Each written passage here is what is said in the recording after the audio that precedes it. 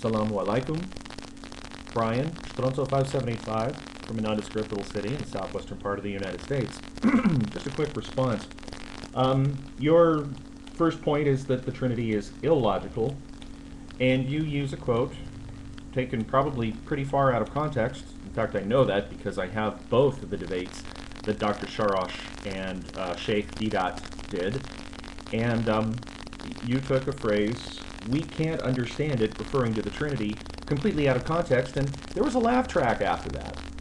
Unfortunately, I'm not sure that laugh track is in context of the debate. I'm not sure that that laughter happened at the debate. Whether Dr. Sharash asked for the debate or not is truly irrelevant to the central question of the logicalness of the Trinity. I'll say more about that later. I'm aware of 63 Jesus freaks on YouTube, so who knows? Additionally, your friend Islam and Friends, Rex, he hasn't approved any of my responses to his videos, so I'm kind of wondering why. If you can run that by him, that would be great. Let's talk about the logicalness, or no, your third statement, that the Trinity is illogical, false, and man-made / pagan. Name a pagan faith that has a triune God. Just one. I'm not aware of any faith in the pagan pantheon or any tradition of paganism that actually subscribes to a triune God, a three persons sharing the same one single essence or substance. I'm not aware of that.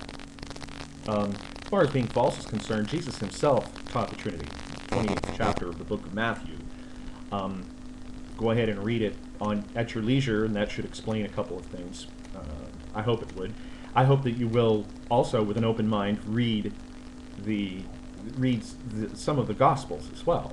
They were written by eyewitnesses, and the fourth one, Luke, was written by a historian who got his information from other eyewitnesses.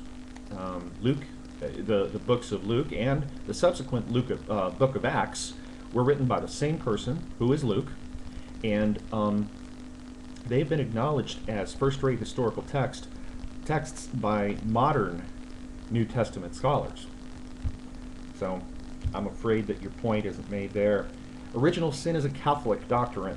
Please do not apply Catholic doctrines to Christianity. Catholicism is a branch of Christianity. Just one branch, and really, the definition of Christian means that you believe in the propitiatory sacrifice of Jesus Christ, who took the penalty for our sin while on earth, and you believe that Jesus Christ did so as God incarnate, become flesh. If you Google the hypostatic union, that will give you more information. Original sin, however, in your concept, is a strictly Catholic doctrine. There may be some other denominations that hold to that. I don't personally hold to that. If you can find a scriptural basis for your assertion that original sin is a Christian doctrine, you can find that from the Bible. I'm all ears. Historicity of Jesus. My friend, even Robert Funk, who is one of the co-chairs of the Liberal Jesus Seminar, acknowledged the life, death, and resurrection of Jesus Christ as being, and I quote, an indisputable fact, end quote. He himself, who is on the liberal side of Christianity, the extreme liberal side, acknowledges the fact, the historical fact. In fact, any debate that happens on the historicity of Jesus can only be, we can only try to debunk the life, death, and resurrection of Jesus Christ on theological or philosophical grounds. Historical grounds don't have a leg to stand on. Let's move forward to your point that the Christian countries of the world are full of sin and rebellion and death, and there's people living in sin and all kinds of problems with rape and blah, blah, blah, blah, blah. We quantify and report our internal crimes in the West so that we can define problems, so we can do something about it. Islamic countries do not do this. They don't keep statistics on their crimes. They don't want to define the problem, apparently, because it might make them look bad. My question to you would be, what are Muslim majority countries afraid of? What, that you have people that are practicing Muslims who do evil? They're people too. But just acknowledge it. Admit it. Say, yeah, okay, this happens in our country too. And don't try to use that as a proof that Christianity is illogical, because it's irrelevant to the topic. It truly is. Finally, let's talk about the logicalness of having a single God, a single monad called Allah. I'm going to read you something, Surah 51, Ayah 56. This is the Pickthall translation. In reference to Allah, this is Allah speaking. I created the jinn and humankind only that they might worship me. I am a worshiping machine to Allah, and really nothing else. Whereas in the triune God, the Trinity, all three members of the Trinity have been living in this unity, this complex unity throughout eternity, loving, giving, and taking care of each other throughout eternity. The God of the Bible didn't have to create us.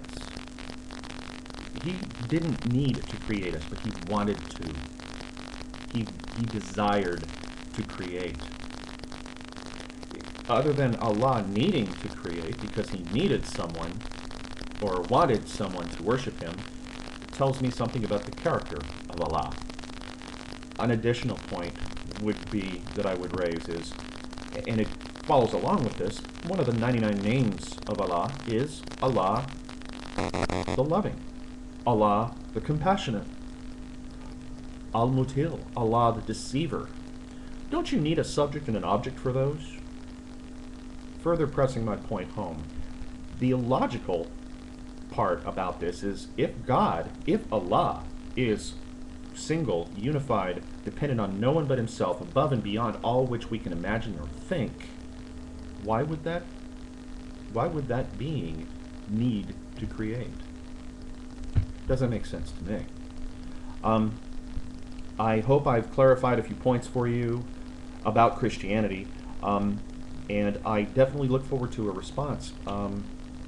In the meantime, I wish you peace and blessings, and I hope you take this video in the spirit which it was offered, which is not a personal attack, simply attacking the ideas. Thank you for your response, sir, and have a great day.